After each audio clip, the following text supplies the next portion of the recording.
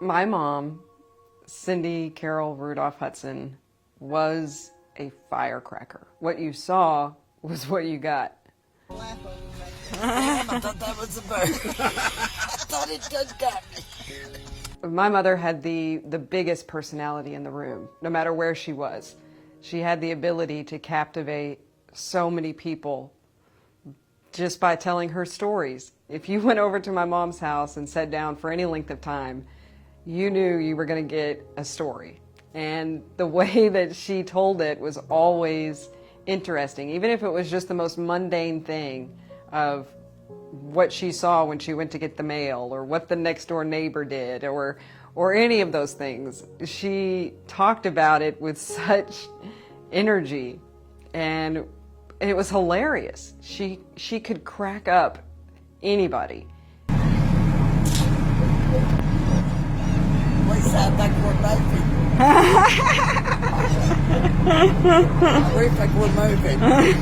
Yeah, we moving. As a kid, I had my second grade talent show, and I had just watched the movie Forrest Gump. Loved the movie, was walking around quoting it all the time, and my mom sat down with me and said, for the talent show, we're gonna have you get up there and do a monologue from Forrest Gump. And so she helped me write it all out. I memorized it. I showed up at school with a little briefcase and a box of chocolates and a little bench that I could sit on. And I did basically a monologue of Forrest Gump. And I remember my mom being in the stands laughing and almost putting her head down like, oh my gosh, she actually did it. And not really knowing what to say about it. She thought it was great, and that's how she encouraged me to just be whoever I was, whenever. She encouraged me to be myself at all times. Nothing was off the table. I could talk to her about anything. She had a way of kind of breaking it down for me and say, hey, it's just this. It's just a moment. It's just a time, and it'll pass. And she was right. One of the biggest things that my mother taught me was there's a consequence for every action, no matter what you do. As long as you know the choice you're about to make and know the consequences for it, there you go. Make your choice based on that. That guided me through my entire life. Another big thing she always said was never let someone else's opinion of you become your opinion of yourself. I never had to doubt who had my back in life. My mom had my back 100%. And it didn't matter, what I did right or what I did wrong. She always told me, I will support you and back you 110%. Good morning. Welcome to Early Texas Today. I'm Lisa Hudson. Getting straight to your news headlines. I was living in Texas, working as a morning show anchor for a television station there. And I'd been there for just about a year. And it was a long distance. That was pretty much the furthest I'd lived from my mom in a long time, so I wasn't able to get back and visit as much as I'd like to. And I saw her for the last time in person in June of that year. I was on vacation, so I took a couple of days to go see her. And I remember leaving that day and not saying goodbye to my mom. I had a really early flight to catch, and I thought, I'll let her sleep. I'll just go ahead and go to the airport. And if I had known that would be the last time that I would see her in person, I would have stayed. I would have gotten that last hug, that last kiss, but I just didn't know what was coming. August 4th, 2016, I was leaving work after the morning show, and I was headed to an event where we were meeting and greeting a lot of people in the public and just kind of talking and getting to know folks. I remember feeling really sick to my stomach. I just didn't feel right for some reason that day. And I thought about calling my mom on the way to that event and thought, I'll catch her afterwards. While I was there, I got a call from my dad, and that was rare. I never get a call from my dad. It was always my mom. And he told me, Mom's had a spell. The ambulance is here, and we're going to the hospital. And I remember feeling incredible panic of, I have to get there. I have to get there. And knowing somewhere deep inside something was very, very wrong. A few hours later, I learned that my mother had had a massive heart attack and had not survived. She woke up that morning, had her cup of coffee, said she wasn't feeling too well, and went to lay down, and within a few minutes had a massive heart attack, and they weren't able to revive her from it. I remember getting on the plane to fly home and carrying a roll of toilet paper in my purse.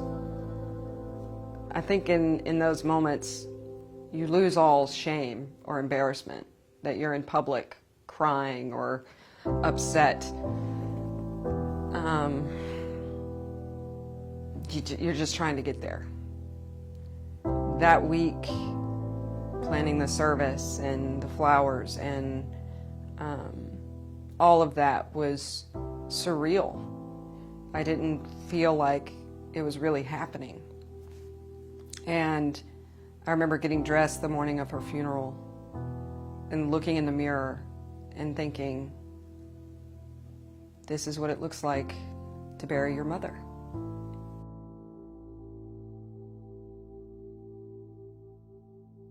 How could this happen? That's my mom. She's not going to be there to see me have kids. She's not going to be there to see me advance in my career. She's not going to be there for me to call and to text. I'll never hear her voice. That was hard. That was hard. I think whenever you lose someone, that suddenly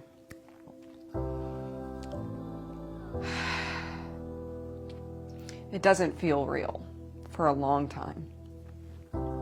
You think maybe it's all a dream and you'll wake up one day and it'll all just been in your head. But the days go by, the weeks go by, the months go by. The world keeps turning. Everyone seems to go on with their life. And it kind of feels like you're the only one that's still living in this moment.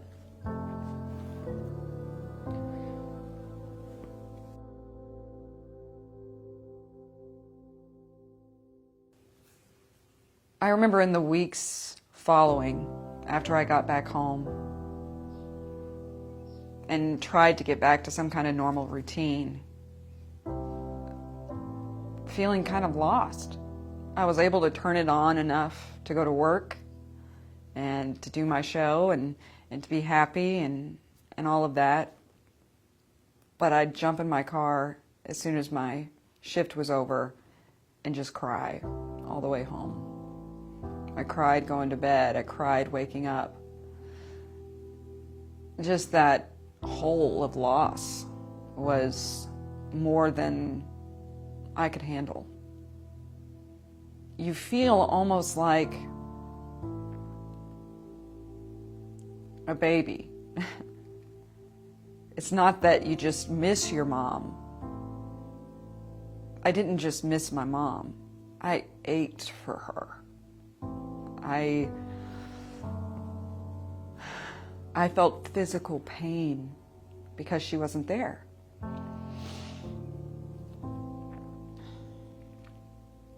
I learned a lot through that time of grieving my mother's death.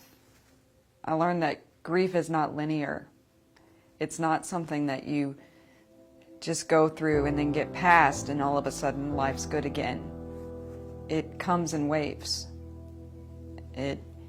At first you feel as though you're drowning and that you're just barely keeping your head above water. And every day is just another wave and another wave and another wave. And eventually, as time moves on, the waves become further and further apart.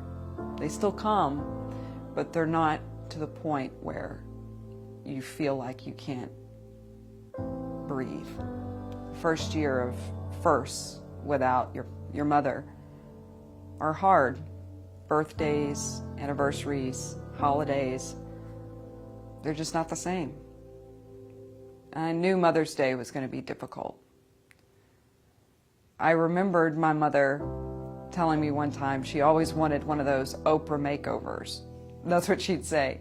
I want one of those Oprah makeovers, you know. She'd watch the Oprah show and see all these women, you know, coming out like princesses, and she always said she wanted to be that.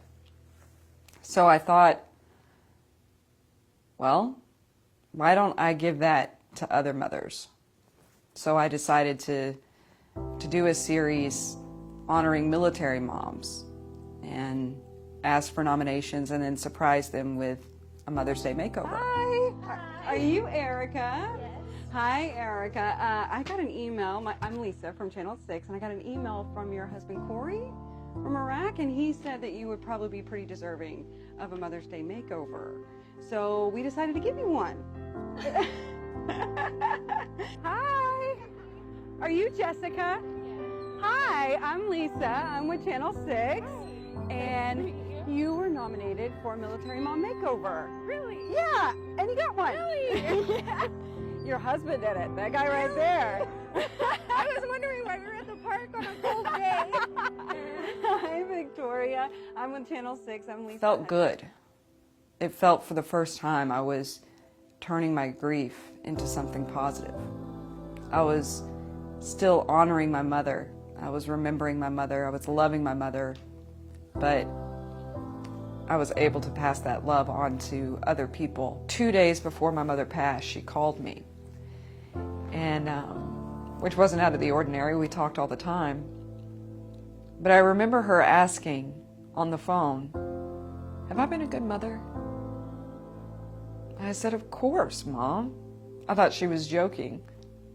None of us are in jail. None of us are homeless. We're good, you know? We've done well for ourselves, Mom. Yes, of course, you were a great mother. I think back and I wonder why she asked that. And 48 hours later, she was gone.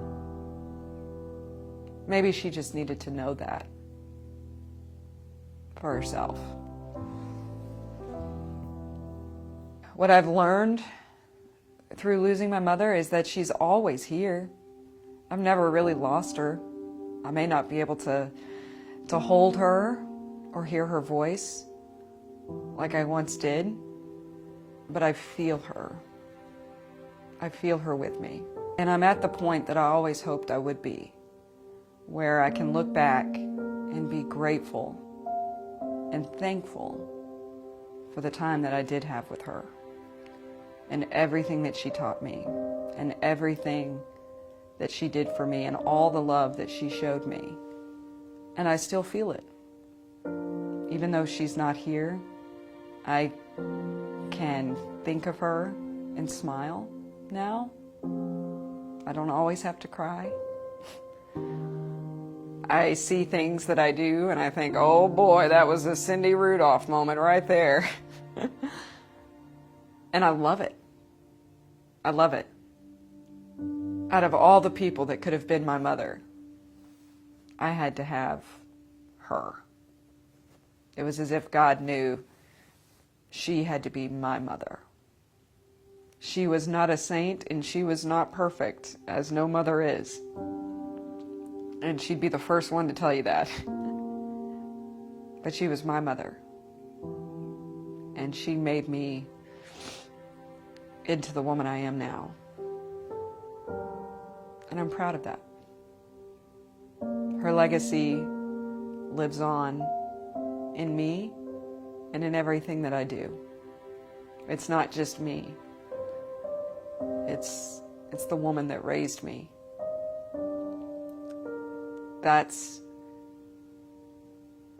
That's who is responsible for Lisa Hutson. It's Cindy Hutson. That unconditional love is still there. It's never lost. It's never gone. And even on Mother's Day, when so many people are celebrating their mothers with them, I can celebrate now too. I can remember how great my mother was and how great she still is inside of me. And Mother's Day doesn't have to be a sad day. It doesn't have to be a day of grief. It can be a day of thankfulness and gratefulness and love, whether our mothers are here or not. I know I'll see my mother again one day, and I know that day will be amazing. And until then, she will be looking down and smiling and proud of everything that I'm doing.